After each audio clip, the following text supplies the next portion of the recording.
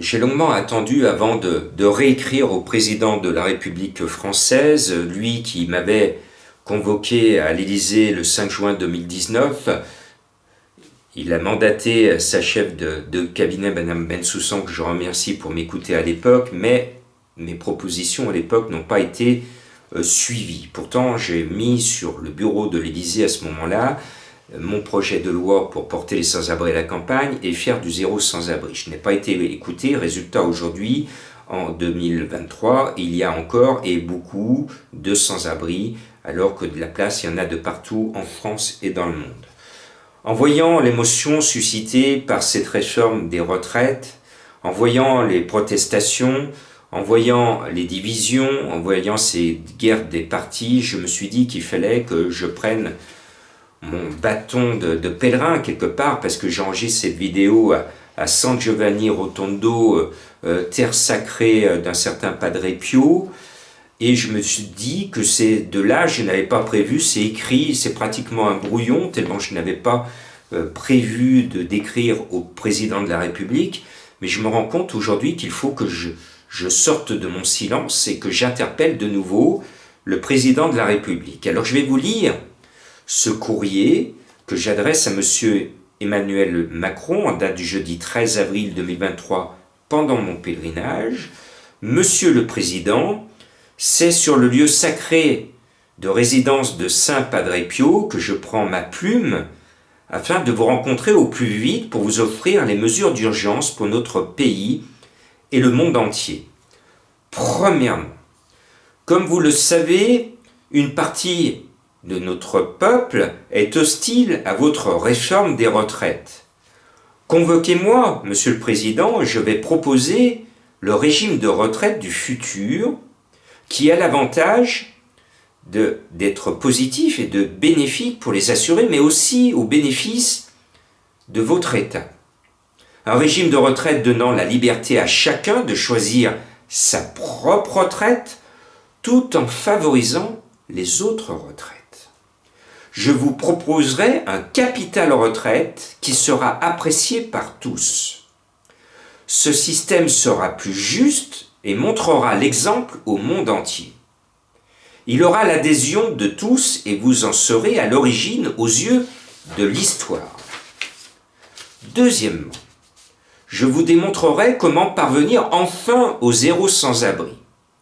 Je suis un expert dans ce domaine car depuis 12 ans, en maraude à Lyon, auprès des plus démunis qui dorment à la rue, je suis là auprès d'eux. Pendant le confinement, avec le feu vert de votre préfet, j'ai animé 7 jours sur 7 des maraudes à Lyon auprès des oubliés de la rue. 1 millier de SDF sont restés non confinés dans des conditions dramatiques. Je suis porteur d'un projet de loi que j'ai posé sur votre bureau le 5 juin 2019. Ce projet, j'ai donc eu l'honneur de vous le proposer auprès de votre chef de cabinet, Madame Bensoussan.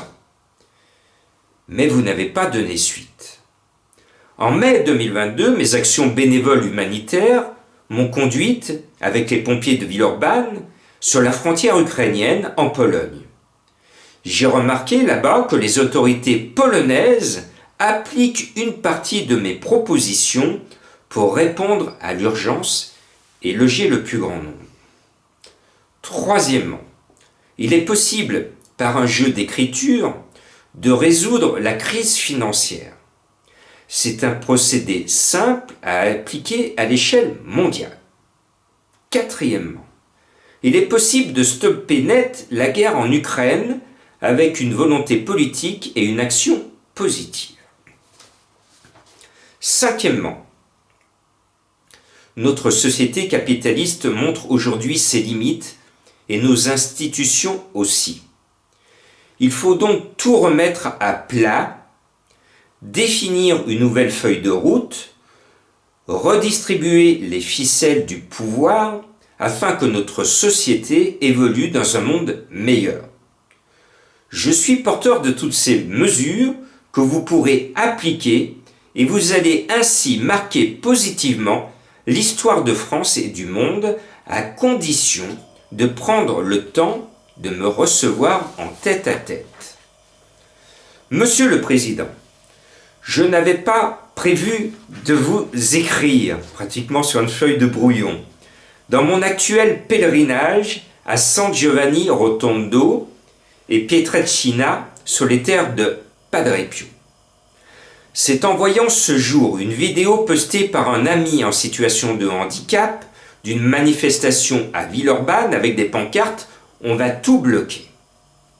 C'est à ce moment-là que j'ai su qu'il fallait que j'implore un entretien avec vous en personne, sinon cela ne sert à rien. Mon parcours est une force pour moi, mais aussi pour vous. Je suis journaliste, j'ai fait 13 ans à Télé Lyon Métropole, 30 ans de radio et de presse écrite, aujourd'hui au Progrès de Lyon, un grand quotidien. J'ai reçu les palmes d'or du bénévolat pour mes 30 ans d'action pour les victimes de maladies rares, les cancers orphelins et tous ceux qui souffrent.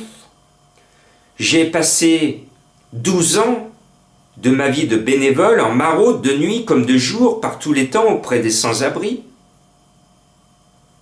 Et on vient d'accompagner une famille en difficulté ici en terre italienne. Je suis organisateur de nombreux événements humanitaires avec mon équipe bénévole sans budget ni la moindre subvention. Avec ceux qui me suivent, je désire de tout mon cœur me mettre bénévolement à votre service pour changer notre monde en bien. Je n'ai pas ce pouvoir, mais vous l'avez. À vous de bien vous en servir de ce pouvoir. Alors n'attendez plus, Monsieur le Président, pour me recevoir. Je suis ami de Marin, que vous connaissez, que vous avez rencontré. Il a été victime d'une terrible agression. Le pape François m'a écouté en octobre 2021 et il a béni mes propos. Merci à vous et merci à la personne qui va recevoir ce courrier et qui va le lire en premier, de porter ce message, soit en vidéo, soit par courrier, à notre président de la République, Monsieur Emmanuel Macron. Je crois en vous tous, je crois en l'avenir et je crois qu'il est temps de changer notre monde en bien. Merci de m'avoir écouté, merci de me convoquer et je suis à vous, Monsieur le Président de la République, et la France a besoin de nous, le monde a besoin de nous, sinon, et vous en êtes le premier témoin, le navire prend l'eau et comme le Titanic, si on n'agit pas maintenant, le navire va sombrer corps et âme.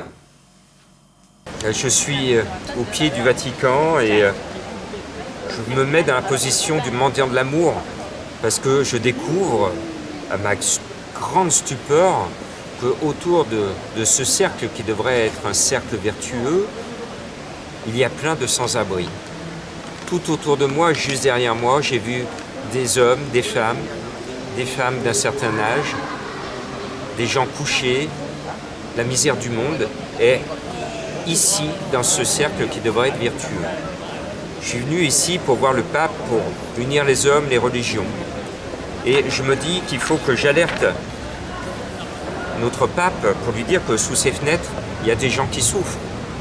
Il y a des gens qui crèvent la faim. Il y a des gens qui n'ont pas de toit ce soir. Et on est aux portes du Vatican. J'ai vu des espaces vides, des maisons qui sont fermées, qui pourraient abriter ces sans-abri, déjà ceux de Rome. Et moi je viens de façon positive proposer un projet pour unir les hommes et les religions, mais aussi faire en sorte qu'on soit plus solidaires et qu'on ne laisse plus ces gens dehors. Il y a plein de places dans ce monde. Chez vous, chez lui, il y a plein de places. Il suffit d'un peu de bonne volonté. Je suis ici dans l'ambition positive que les grands de ce monde me reçoivent. Eh bien, Monsieur Lassalle, je suis prêt à lancer le combat de l'espoir. Et moi, je vais vous dire, pour la guerre, il y a eu un exemple très récemment sur les lignes de front, et vous faites partie de la commission de la défense, et je pense que le destin est important. Il y a une solution pour arrêter la guerre, monsieur Lassalle. Je suis heureux de contribuer à cet effort de guerre, parce que c'est un effort de guerre, ne l'oublions pas. Courage à eux, et faisons ensemble d'arrêter la guerre. Mais pour arrêter la guerre, j'ai besoin de vous. Aidez-moi à solliciter et à obtenir un rendez-vous avec le président de la République, ou aidez-moi à être reçu par un grand chef religieux, quelle que soit la religion, et, si possible, par le pape François. Voilà, et je vous garantis qu'on va l'arrêter, cette guerre en Ukraine. Courage. Le camp, j'y suis resté beaucoup pour m'imprégner de cette énergie. Et quand j'ai vu les petits gamins dans le camp défiler au pas et avec de la joie, avec cet hymne qu'on a tous en tête de l'Ukraine, de Solidarité Ukraine, et qu'ils étaient dans l'espoir de retourner chez eux, tout simplement, et ben je peux vous dire que ça marque. On se sent impuissant. Mais quand je suis avec vous, et ben là je me sens puissant. Et je peux vous dire que le journaliste que je suis, j'étais impressionné dans ce camp sur cette énergie des bénévoles comme vous, du monde entier. J'ai rencontré Dani, qui est israélien. On a rencontré Anya, qui est en situation de handicap et qui se donne à 10 000%, qui nous a donné une énergie folle quand on est arrivé au camp de réfugiés logistique, à Vincent qui a tout abandonné pour rester, pour accueillir les dons, à tous ces gens qu'on a croisés sur la fin, quand on est parti, j'ai dit aux filles qui nous ont confié les réfugiés, je leur ai dit, vous êtes des anges. Elles m'ont dit non. J'ai dit, si, regardez derrière vous, vous avez des ailes, et elles ont ri. Pour moi, ce fut un honneur d'être en votre compagnie. Et je voulais vous dire aussi que, là, c'est plus le journaliste qui parle, c'est le président de donner la main dans le soi. J'ai un devoir, en ma qualité de président, de pousser des coups de gueule. Je suis un donneur d'alerte. Je voudrais dire aujourd'hui au président de la République, Emmanuel Macron, que je sollicite depuis 5 ans, et vous qui vous occupez pour la plupart de sans-abri, ça fait 5 ans que je dis à notre président, réquisitionnez tout, et notamment pendant le confinement. J'avais demandé, il y a 3 cliniques à Lyon qui étaient confinées, dont celle du Tonkin, qu'on connaît tous à Villeurbanne, qui était complètement vide. On aurait pu réquisitionner pour les lits Covid, pour les salles de réa et pour les sans-abri. On m'a répondu, monsieur le préfet m'a répondu, c'est pas possible, c'est bourré d'amiante. Le personnel soignant a dit, fausse excuse. Eh bien, je vais dire aujourd'hui, et je vais relancer le président de la République, j'ai son contact, en disant, vous voyez ce que je vous ai proposé depuis 5 ans, surtout depuis 2 ans, les Polonais l'ont fait. Quand je suis arrivé dans ces centres commerciaux, ils ont réquisitionné, les Polonais nous ont donné un exemple, et bien voilà, je vais le porter en haut lieu. Que la France fasse comme la Pologne, quand il y a une situation d'urgence, on ne cherche pas à comprendre, il y a un centre commercial et des bâtiments vides, allez, pour sauver des vies, ou au moins les mettre à l'abri de façon provisoire, on réquisitionne, on ne se pose pas de questions, réquisition. Et je voulais vous applaudir, vous êtes des gens formidables. Voilà, merci. Merci. Merci à toi. Merci à toi. Bravo. Voilà, ici c'est sur le Camino de Compostelle, c'est le président de Donner la main don de soi qui vous parle, parce que regardez derrière moi, il y a l'exemple de notre proposition de loi sans-abri, il y a une maison abandonnée qui vous démontre que ce soit en France, ici en Espagne, on pourrait imaginer une famille sans-abri avec des enfants, occuper un lieu comme celui-ci, inhabité, abandonné, avec tout ce qu'il faut, et on pourrait proposer à cette famille de redonner vie à cette maison abandonnée. C'est le projet de loi de donner la main don de soi. Pareil pour le président de la République française, j'ai été reçu à l'Élysée le 5 juin 2019, j'ai posé les mesures sur le bureau de l'Élysée. On est en 2021, bientôt en 2022, pas appliqué. Est-ce que c'est normal ? Est-ce que c'est normal? Donc, Monsieur le Président de la République, Monsieur le Pape François, Mesdames et Messieurs les élus et les gens de pouvoir du monde entier, je m'adresse à vous. Est-ce que vous avez la volonté vraiment d'utiliser votre pouvoir à des fins utiles pour sauver l'autre, celui qui souffre? Si votre réponse est oui, bingo, on a du travail à faire ensemble et moi je me mets à votre disposition gratuitement. Vous m'appelez au 06 11 19 07 22, on se met au boulot et notre boulot ensemble c'est de sauver des vies, de nous unir, quelles que soient nos convictions, quelles que soient nos confessions, quelles que soient nos non-croyances, quelles que soient nos couleurs de peau, qu'on soit unis et qu'il n'y ait plus, dans un jour prochain, des gens ici, devant le Vatican, qui dorment à la rue. Des gens de peu, qui ont eu des accidents de vie et qui méritent que l'on s'intéresse à eux et qui méritent qu'on leur tende la main, tout simplement. Je marche aussi pour m'adresser à Monsieur Emmanuel Macron, président de la République.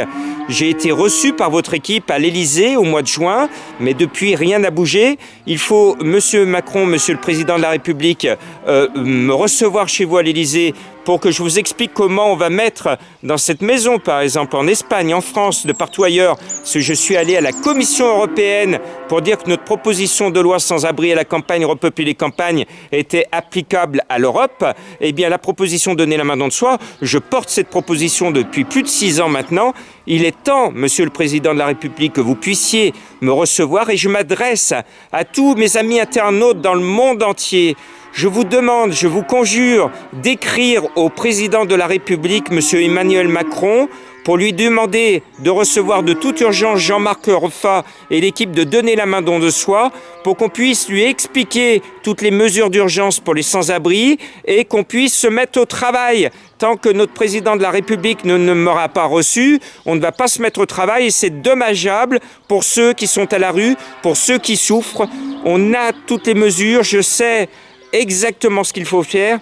Il ne reste plus qu'à m'en donner le pouvoir et pour m'en donner le pouvoir, il faut que Monsieur Emmanuel Macron me reçoive au plus vite. Merci, écrivez au président de la République, écrivez en nombre. Merci de votre aide et j'aurai plaisir de refaire une vidéo en la compagnie de notre président de la République pour vous remercier d'avoir été des citoyens du monde pour ceux qui souffrent, Merci. Cette main et celle-ci sont un peu magiques. Elles ont le pouvoir de sauver des vies. Vous allez me dire comment mes mains peuvent sauver des vies. C'est très simple. Il suffit de la tendre. Tendez la main et aidez celui ou celle qui souffre. Et vous allez contribuer souvent à améliorer son quotidien, voire lui sauver la vie. Vos mains sont magiques. C'est très simple.